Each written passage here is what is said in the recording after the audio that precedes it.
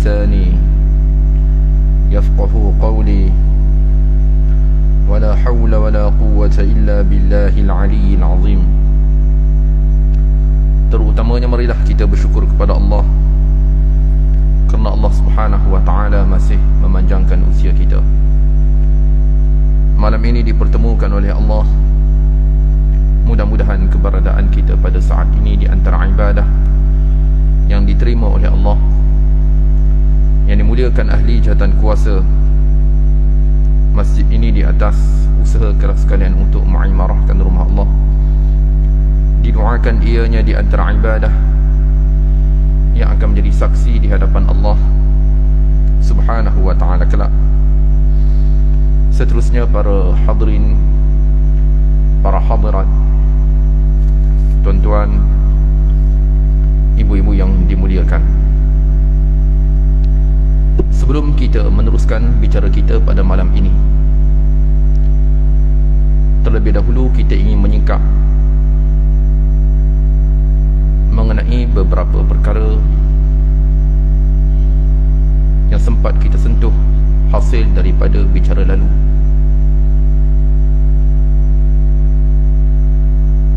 Di saat pengarang menyatakan kepada kita di antara punca janji Allah kepada orang beriman tidak menjadi realiti, sedangkan di dalam Al-Quran Allah menjanjikan beberapa perkara kepada mereka yang beriman. Malangnya ia tidak menjadi realiti, dan pengarang mengaitkan semua itu berpunca daripada lemahnya iman kita, iman saya, iman tuan-tuan, iman ibu-ibu. Dan kewajipan kita meyakini apa yang terkandung di dalam Al-Quran adalah benar.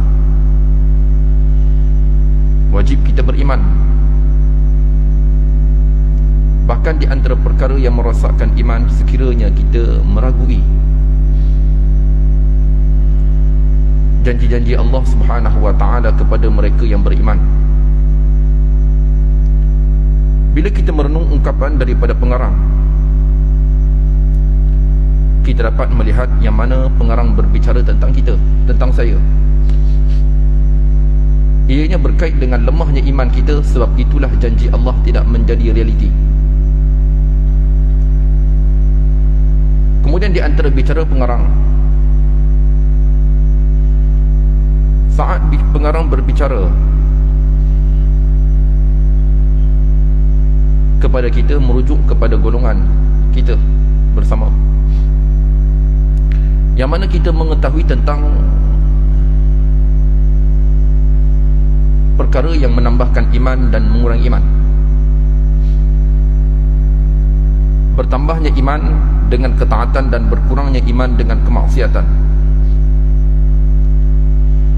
Manakala kita juga telah melihat garis panduan tersebut, kenapa saya masih mengekalkan diri saya di kalangan mereka yang seringkali melakukan perkara yang mengurangi iman, sedangkan saya tahu itu mengurangi iman. Dengan dosa yang kita lakukan, tak kira sama ada sekecil-kecil dosa, wala'ayadzubillah, dan sebesar-besar dosa, ianya adalah perkara yang mengurangi iman. Kita tahu. Kenapa kita masih melakukan perbuatan tersebut? Dan kita tahu iman kita meningkat dengan ketaatan. Kenapa kurangnya taat saya, tuan-tuan, ibu-ibu, kepada Allah Subhanahu wa ta'ala? Manakala pengarang mengaitkan puncanya, iaitu semestinya kita kembali membaiki hati. Melalui bicaranya, wahakadha wahadha kulluhu yahtaju awalan ila islahil qulubi wa tanqiyatiha minal amradis saddati anil huda. Dan ini kesemuanya berhajat untuk kita membaiki hati kita. dan membersihkannya daripada penyakit-penyakit yang membuatkan ia terhalang daripada petunjuk. Itu punca utama. Okey, sekarang tuan-tuan, kita tahu bila kita melakukan sekian, kita dapat dosa dan iman kita berkurang. Pengarang mengaitkan yang mana ianya berkait dengan soal hati, dengan masalah hati. Saya tahu bila saya buat sekian dosa dan mengurangi iman, dan ianya dikaitkan dengan masalah hati saya, yang membuatkan ia terpaling daripada petunjuk Allah Subhanahu wa taala. Kemudian pengarang masuk berbicara tentang cara kita membaiki hati, dan pengarang juga telah menukilkan tentang hati mereka yang beriman. Pemilik hati yang beriman yang telah dinyatakan oleh pengarang hasil daripada bicara lalu. Bahkan pengarang juga menyatakan mereka ini punya sifat. Tanah yang baik untuk bercucuk tanam ada sifat-sifatnya. Begitu juga hati orang beriman ada sifat. Kita ingin melihat tuan-tuan, sama ada kita ni pemilik hati orang beriman ataupun tidak. Saya sedang berbicara terutamanya, adakah saya ini pemilik hati orang beriman ataupun tak. Sebab pemilik hati orang beriman itu ada sifat-sifatnya. Kejap, kenapa pengarang berbicara tentang sifat-sifat, sedangkan ini semua dalam perkara dalaman? Okey tuan-tuan, perkara dalaman itu adalah perkara yang sukar untuk dinilai. Manakala apa yang zahir daripada perbuatannya, itulah yang terbuku melihat kepada perkara dalaman. Manakala perkara dalaman secara umumnya hanya diketahui oleh Allah Subhanahu wa taala. Sebab itu pengarang hanya berbicara tentang sifat-sifat sahaja. Pemilik hati orang beriman, mereka ada sifat. Manakala di antara bicara yang pernah dinukilkan oleh pengarang, di antaranya tanda yang pertama, al-iqbalu 'ala al-haqq, menerima di atas kebenaran. Kita mampu menerima kebenaran menunjukkan kita di kalangan pemilik hati orang beriman. Kita suka menerima kebenaran sekiranya kebenaran itu timbul di hadapan kita tuan-tuan, kita tak boleh terima. Menunjukkan hati kita adalah hati yang bermasalah. Contoh, saya solat tadi, kemudian datang seorang pakcik haji datang saya, Ustaz solat tadi tomak ninah pun tak ada. Saya tengok tomak ninah tak ada, sedangkan tomak ninah tu kan rukun dalam solat. Okey, Tuan Haji tegur saya cantik, Tuan Haji tegur saya benar-betul. Tapi tuan-tuan, adakah saya menerima? Haji, masalah ni sebenarnya ada masalah perselisihan pandangan. Saya pusing sana, pusing ke sini, pusing ke sana, Tuan Haji pun pening. Tuan Haji tegur saya dah betul. Maaf Ustaz, sebenarnya sifat pemilik hati orang beriman tu tak ada. Kenapa? Sebab tak mampu untuk menerima kebenaran. Tuan Haji dah tegur saya betul, saya tak terima, menunjukkan sifat itu tak ada pada saya. Pemilik hati orang beriman, mereka mampu untuk menerima kebenaran apabila kebenaran itu zahir di hadapan mereka. Kemudian pengarang juga mengaitkan kepada kita, di antara sifat yang kedua, iaitu pemilik hati orang beriman, dia amat suka mengenai kebenaran. Dia suka kebenaran, dan hatinya sentiasa terlapang untuk Islam. Bila berbicara sesuatu yang betul, dia suka. Bahkan dia suka, dia benci atas pembohongan. Dia tak suka benda menipu. Dia gemar tentang kebenaran. Bahkan apabila berbicara tentang agama, tentang Islam, hatinya terlapang, hatinya terbuka, berlapang dada apabila berbicara tentang Islam. Kemudian pengarang juga menyatakan kepada kita di antara poin-poin yang telah kita nyatakan dahulu tuan-tuan, merujuk kepada firman Allah Subhanahu wa taala, petikan daripada juzuk yang ke-8 suratul A'raf, muka surat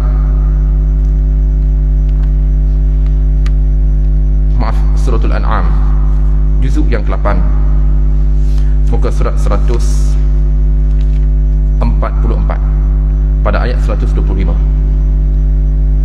Melalui firman Allah Subhanahu wa taala kita lihat, sebelum kita masuk pada poin yang baru pada malam ini tuan-tuan, yang mana pengarang menyatakan kepada kita, merujuk pada sifat pemilik hati orang beriman, iaitu dia mencintai kebenaran, dan hatinya sentiasa terbuka untuk Islam.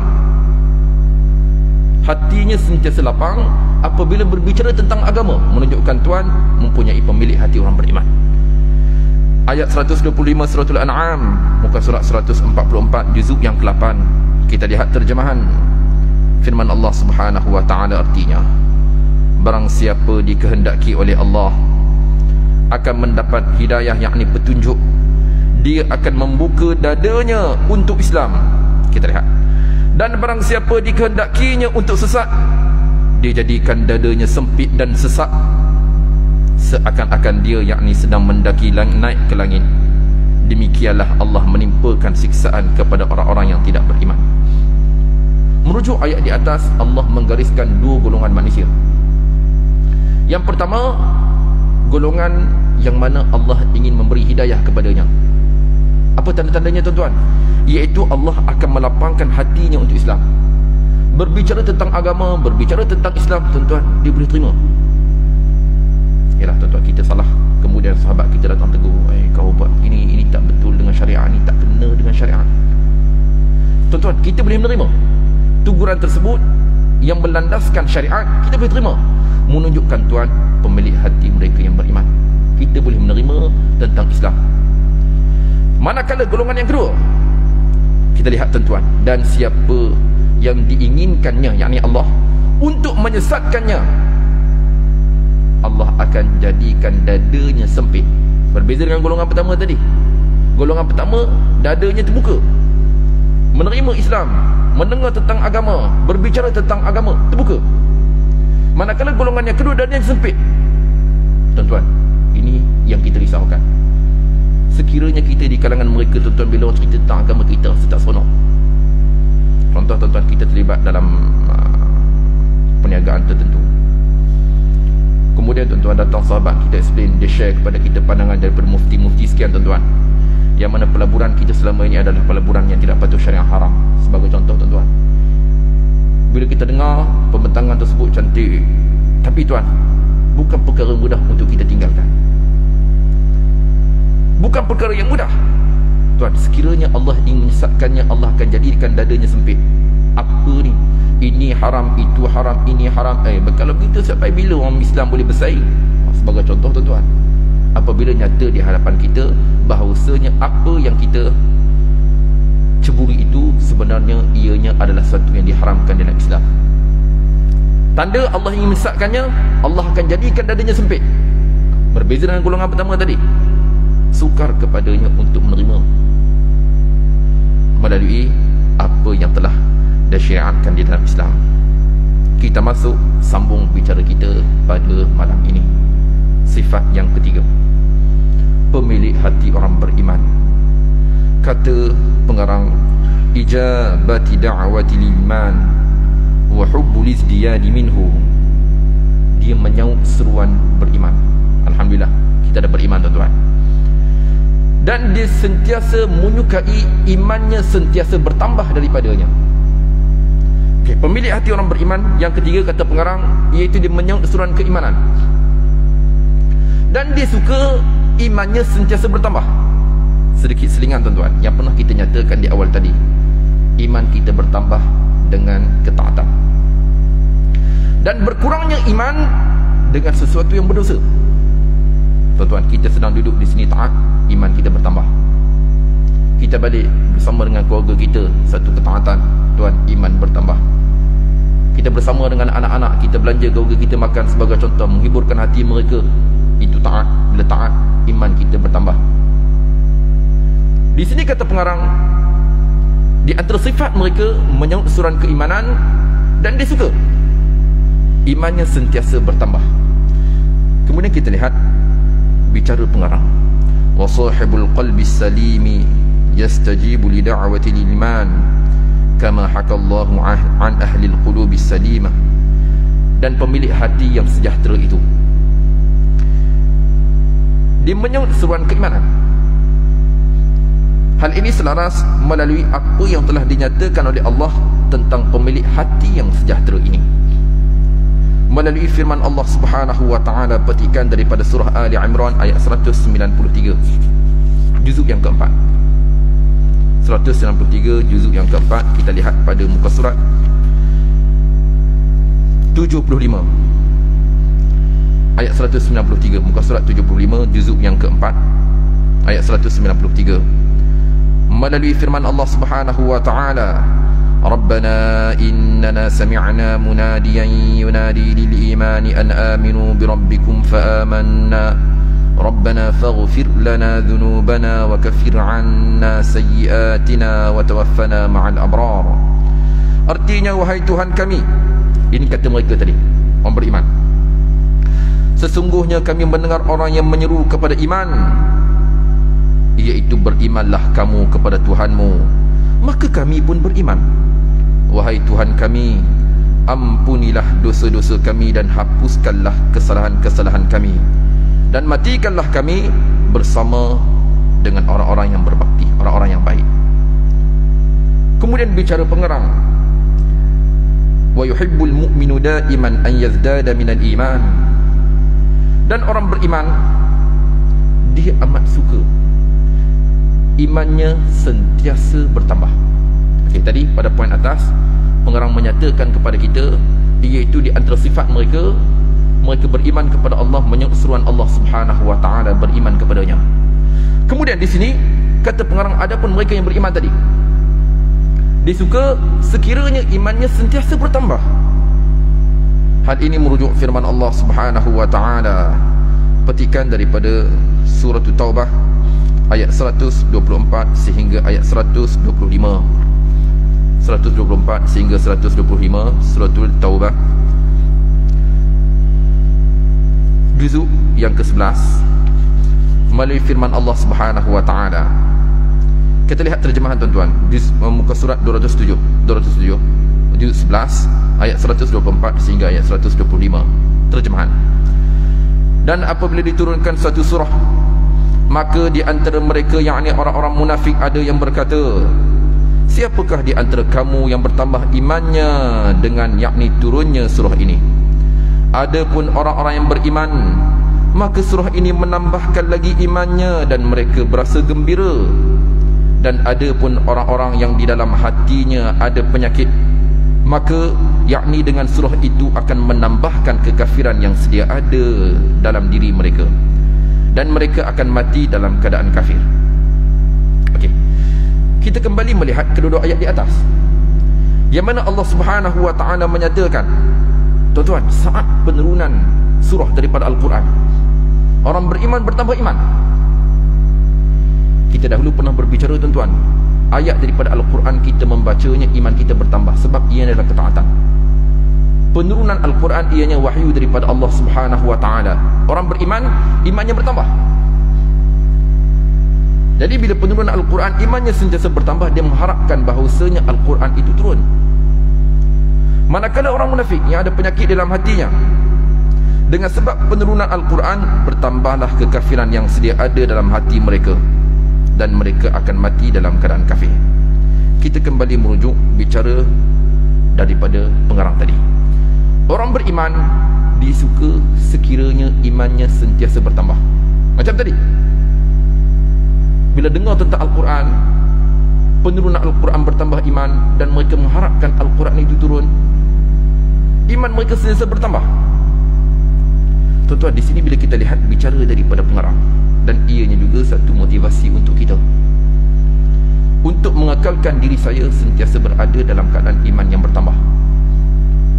Tuan-tuan, setiap masa kita tidak terlepas, sama ada bertambah ataupun berkurangnya iman. Setiap saat, tuan-tuan, kita berada di sini dalam ketaatan, iman kita bertambah. Contoh, kita solat, iman kita bertambah. Kemudian kita wirid, iman kita bertambah. Kita balik, tuan-tuan, bertemu dengan keluarga kita atas kenderaan, iman kita bertambah. Kemudian, tuan-tuan, contoh, balik-balik kita buka TV, tengok pembaca berita tidak minta orang. Contoh, tuan-tuan, iman kita berkurang pula. Kemudian, tuan-tuan, kita mengangkat suara ataupun memaki hama keluarga kita, orang rumah, anak-anak, berkurang pula imannya. Kemudian, tuan-tuan, maknanya setiap saat kita tidak terlepas, sama ada bertambah ataupun berkurangnya iman. Manakala orang beriman, dia suka mengekalkan imannya dalam keadaan sentiasa bertambah. Artinya dalam keadaan sentiasa melakukan ketaatan, bukan perkara yang berdosa. Kemudian kita lihat bicara pengarang, Dan adapun pemilik hati yang sakit, maka kalian melihat mereka, kamu melihat mereka sentiasa berpaling daripada jalan Allah. Hal ini merujuk firman Allah Subhanahu wa taala, petikan daripada surah Ibrahim ayat yang ketiga, juzuk 13, muka surat 255. Ayat yang ketiga, kita lihat terjemahan tuan-tuan, iaitu orang yang lebih menyukai kehidupan dunia daripada, yakni kehidupan akhirat, dan menghalang manusia daripada jalan Allah dan menginginkan, yakni jalan yang bengkok, mereka itu berada dalam kesesatan yang jauh. Sebelum itu kita lihat bermula pada ayat yang kedua untuk menjelaskan pengertian ayat yang ketiga. Allah yang memiliki segala yang ada di langit dan apa yang ada di bumi. Celakalah bagi orang yang ingkar kepada Tuhan kerana timpa azab yang sangat berat, iaitu orang yang lebih menyukai kehidupan dunia daripada kehidupan akhirat, dan menghalang, yakni manusia, daripada jalan Allah dan menginginkan, yakni jalan yang bengkok, mereka itu berada dalam kesesatan yang jauh. Jadi kata pengarang, ayat ini menyatakan kepada kita tentang wujud golongan mereka yang sentiasa menghalang manusia daripada jalan Allah. Dia tak suka tuan-tuan orang tahu tentang agama Islam. Dia tak suka mereka yang menghayati syariat Islam. Dia tak suka sekiranya seseorang yang melaksanakan tentang syariat itu tak orang, dia rasa macam kolot. Ini sebagai contoh. Jadi golongan ini wujud. Manakala kata pengarang lagi, wa tara ahlal qulubis salimati yatafakkaruna fi anfusihim wa fi khalqis samawati wal ard wa fil huda alladhi ja'ahum min khaliqihim yu'arrifu al-hikmata min hayatihim wa mautihim wa yasifu lahum madiyahum wa mustaqbalahum. Kata pengarang, dan kamu melihat pemilik hati yang sejahtera itu, pemilik hati orang beriman tadi, di antaranya mereka ini sentiasa berfikir tentang diri mereka. Tuan-tuan, kejap, sekarang ni pengarang semakin mendalam pula dalam bab tadi. Okey tuan, kita lihat pada bicaranya, kata pengarang, dan kamu melihat pemilik hati yang sejahtera itu, mereka sentiasa berfikir pada diri mereka. Maknanya pemilik hati orang beriman, mereka ni mesti berfikir. Ya tuan-tuan, kita lihat juzuk yang keempat, yang mana Islam amat menekankan kepada kita untuk berfikir. Orang beriman tuan-tuan, kita mesti berfikir. Kita lihat muka surat 75, juzuk yang keempat, ayat 190. Firman Allah Subhanahu wa taala, sesungguhnya dalam penciptaan langit dan bumi dan terdapat pergantian malam dan siang, terdapat tanda-tanda, yakni kebesaran Allah bagi orang-orang yang berakal. Kemudian orang yang mengingati Allah sambil berdiri, duduk atau dalam keadaan berbaring, mereka memikirkan tentang penciptaan langit dan bumi. Tuan-tuan, melihat kepada kedua-dua ayat, yang mana Allah Subhanahu wa ta'ala amat menekankan kepada kita untuk sentiasa berfikir. Orang beriman mesti berfikir. Contoh tuan-tuan, contoh kenapa pengarang menekankan kepada kita, di antara pemilih hati orang beriman, mereka sentiasa berfikir pada penciptaan. Tuan-tuan, Islam bukanlah agama tahyul. Sebaliknya, bila kita lihat pada ayat tadi, yang mana Allah Subhanahu wa ta'ala menekankan kepada kita untuk berfikir. Bahkan pada akhir ayat 90 Allah mengaitkan, yang mana ianya terdapat tanda-tanda kebesaran Allah bagi orang yang berakal. Allah tekankan tentang akal.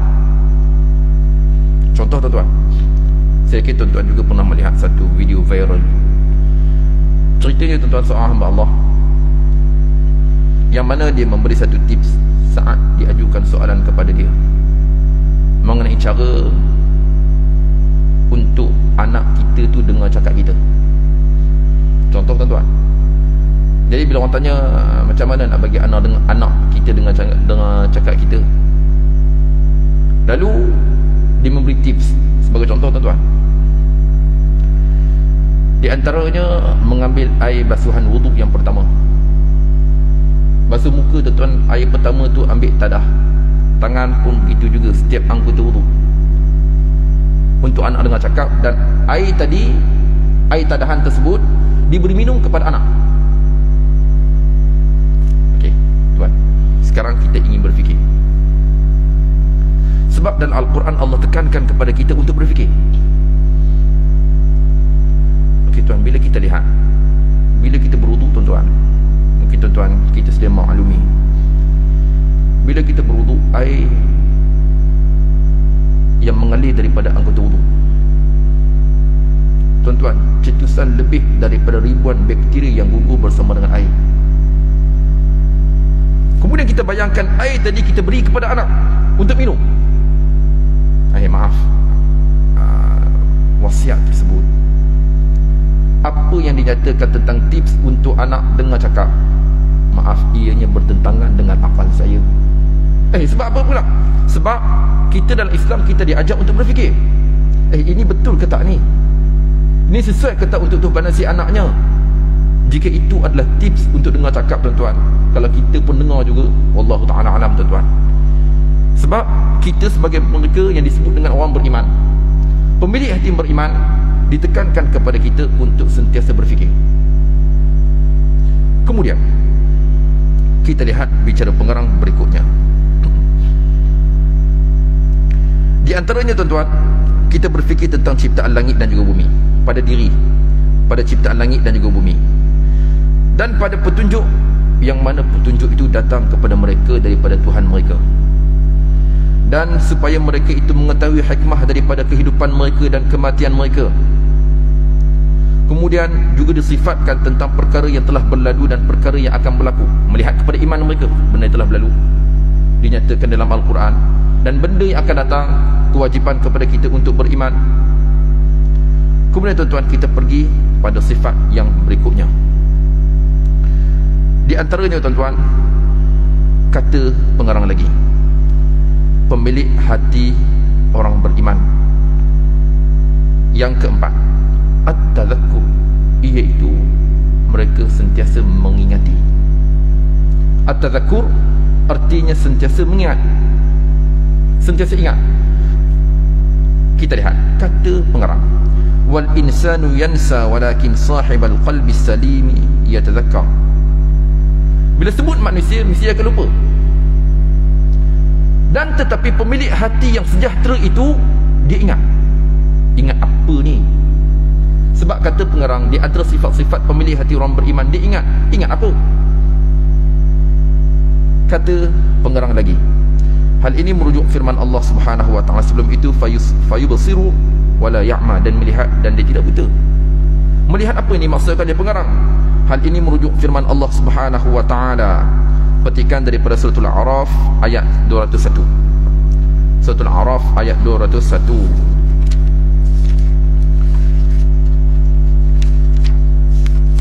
Muka surat 176. Muka surat 176. Kita lihat terjemahan.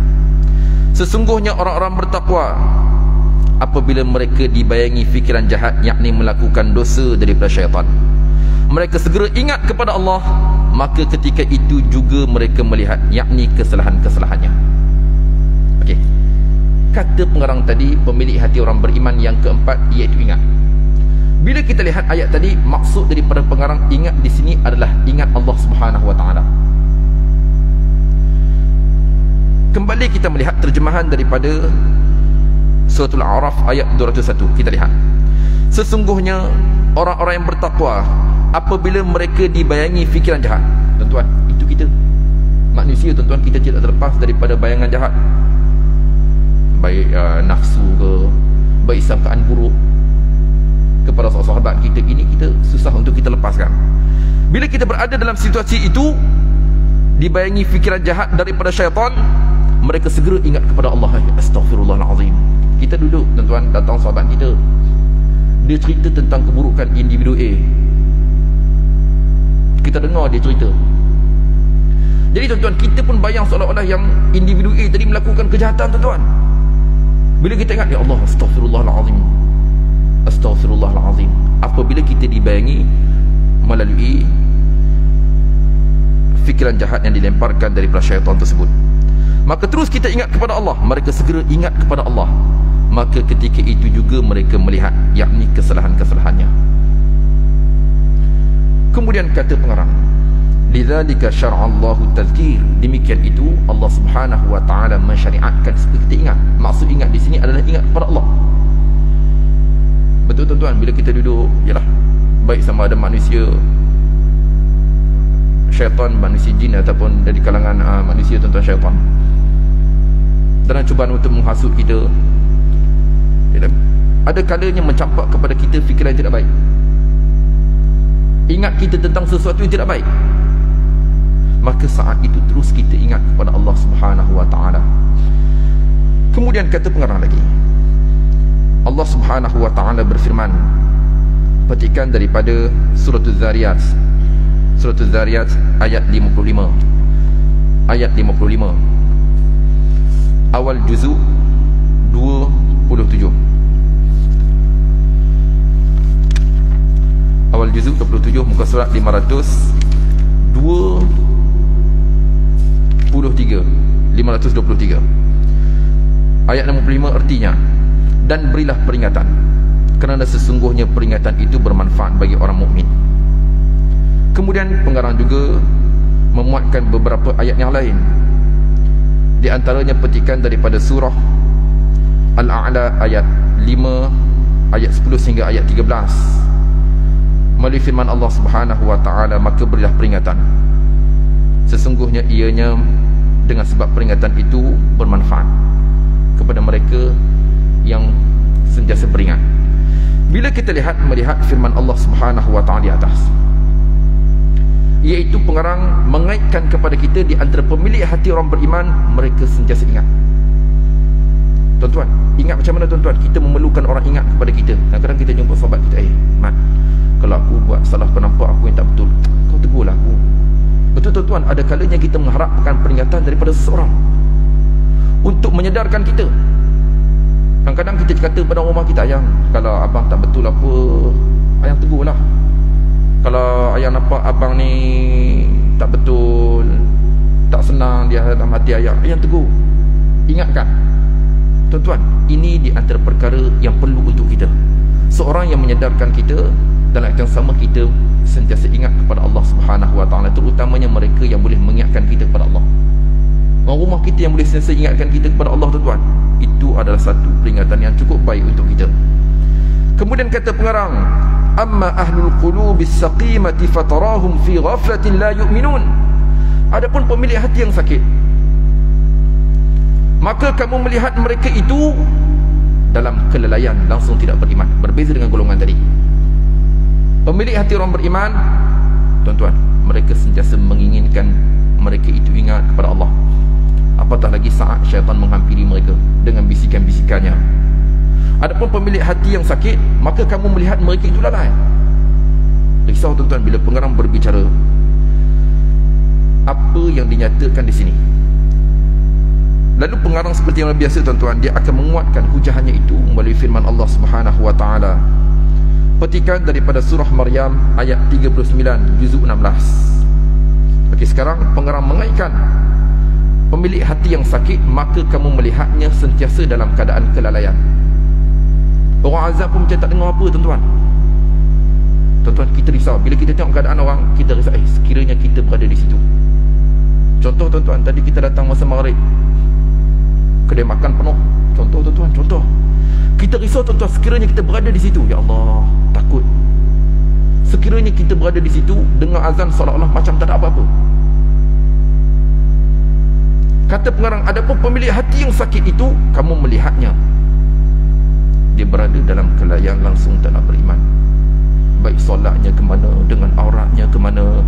Kita lihat firman Allah Subhanahu wa taala tadi, petikan daripada surah Maryam, muka surat 300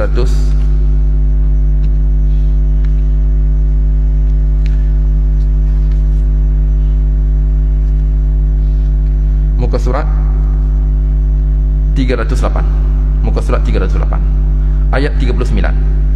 Dan berilah mereka peringatan tentang hari penyesalan, iaitu segala perkara telah diputuskan, sedang mereka dalam kelalaian dan mereka tidak beriman.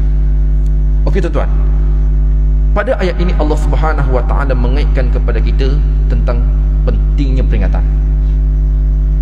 Kemudian Allah mengaitkan pada akhir ayat, iaitu golongan yang lalai. Lalai daripada mengerti Allah Subhanahu wa taala, kita risau, itu adalah kita tuan-tuan. Tanpa kita melihat kepada orang lain, kita risau, itu adalah kita. Ya Allah, risau tuan-tuan, sekiranya Allah Subhanahu wa taala timpakan kita dan menggolongkan kita di kalangan mereka yang lalai kepadanya. Kemudian kata pengarang, فَإِذَا ذَكَّرْتَ بَعْدَ الْغَافِلِينَ فِي الْآخِرَةِ فَرُبَّمَا يَقُولُ لَكَ أَجِئْتَ لِتُعَلِّمُنِي الْإِسْلَامَ الْيَوْمِ وَأَنَا مُسْلِمٌ خَيْرٌ مِنْكَ. Kata pengarang sebagai contoh, maka apabila kamu menyebut dan mengingatkan kepada sebahagian mereka yang lalai tentang hari akhirat, ialah kamu jumpa orang yang lalai tentang hari akhirat, kemudian kemungkinan dia akan berkata kepada engkau, kamu datang untuk mengajarkanku tentang Islam pada hari ini, sedangkan aku ni seorang Muslim lebih baik daripada engkau. Okey tuan, kita lihat perumpamaan daripada pengarang. Kata pengarang sebagai contoh, apabila kita bertemu dengan mereka yang lalai daripada hari akhirat, tak solat, tak zakat, tak minta aurat, sehingga akhirnya tuan-tuan, bila kita berbicara tentang syariat sebagai contoh, lalu dia kata kepada kita, kau datang untuk mengajarku tentang Islam, sedangkan aku ni lebih baik pada kau. Aku tak kata orang. Ini di antara bahasa yang biasa digunakan tuan-tuan. Hati saya baik, betul, saya tidak minta aurat, tapi hati saya baik. Betul, saya tidak minta aurat, tetapi saya tak kata ke orang. Tuan-tuan, betul ke tak? Betul atau tidak bicara tersebut? Dan poin ini pernah kita nyatakan dahulu. Sebab tanda-tanda pemilik hati orang beriman, tuan-tuan, dan orang beriman itu semestinya ia melaksanakan tuntutan Allah Subhanahu wa taala. Selain dia mengungkap ungkapan dan berpegang dalam hatinya i'tiqad, dan dia mesti menterjemahkan dengan praktikal, menunjukkan dia adalah seorang yang beriman. Jadi kata pengarang tadi mengenai mereka tuan-tuan, kita risau itulah nanti bicara kita bila orang tegur kita tentang hari akhirat tuan-tuan. Orang ingatkan kita semula. Sebab dulu masa kita tak senang macam hari ni tuan-tuan, kita kaki masjid, kaki surau. Kemudian kita pun dah semakin berjaya tuan-tuan, dah nampak jarang kita. Tak nampak lagi, biasa dah nampak jemaah. Jadi kawan-kawan pun tegur, mana kau lama tak nampak? Mana biasa sebelum nampak je. Yalah, kalau aku datang masjid, datang surau sampai bila aku nak kaya. Sebagai contoh tuan-tuan, jadi baik aku sibukkan dengan urusan dunia aku. Tuan, mendengar bicaranya itu, maaf, menunjukkan dia bukan seperti mana dahulu lagi. Kita risau, itulah kita tuan-tuan. Sekiranya kelalaian daripada hari akhirat itu menimpa keadaan kita, bahkan itulah saatnya akan berlaku kepada kita. Merujuk kepada bicara pengarang tadi, iaitu mereka yang lalai tentang hari akhirat. Kemudian kata pengarang lagi, sifat yang kelima, al-yaqin. Sifat yang kelima pemilik hati orang beriman, mestilah yakin. Okey, kita ulang semula tuan-tuan. Kata pengarang yang pertama, pemilik hati orang beriman, iaitu dia menerima kebenaran.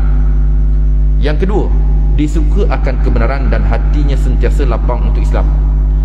Yang ketiga, di antara sifatnya iaitu menyaut seruan iman, dan dia suka imannya sentiasa bertambah. Yang keempat, dibicarakan oleh pengarang tadi, iaitu pemilih hati orang beriman, dia sentiasa ingat. Tuan-tuan, betul, kita ada kalanya kita lupa daripada Allah, betul, kita tidak nafikan. Manakala Allah Subhanahu wa taala menitipkan satu ayat tadi sebagai rangsangan untuk kita, iaitu mereka, tuan-tuan, apabila berhadapan dengan situasi tersebut syaitannya, maka terus ia ingat kepada Allah Subhanahu wa taala. Betul. Contoh tuan-tuan, kita duduk-duduk ramai-ramai, kita mengumpat individu A sebagai contoh tuan-tuan. Kita mengumpat dia. Tengah kita mengumpat, kita teringat, Allah, berdosa aku kata kepada dia. Tuan, terus ingat kepada Allah. Astaghfirullahalazim, apa aku buat ni? Ini merujuk kepada ayat yang ditekankan oleh Allah Subhanahu wa taala untuk kita terus ingat kepada Allah apabila kita berjaya digelincirkan oleh syaitan. Kemudian merujuk kepada masa yang semakin mencemburu kita tuan-tuan. Sekarang itu sahaja bicara kita. pada malam ini saya mohon diberikan kemaafan sekiranya rungkai kata saya untuk mana-mana pihak atau bicara saya untuk peribadi tuan-tuan, ibu-ibu, saya mohon diberikan kemaafan atas keterlanjuran budi bicara. Wallahu ta'ala a'lam. Wassalamualaikum warahmatullahi wabarakatuh.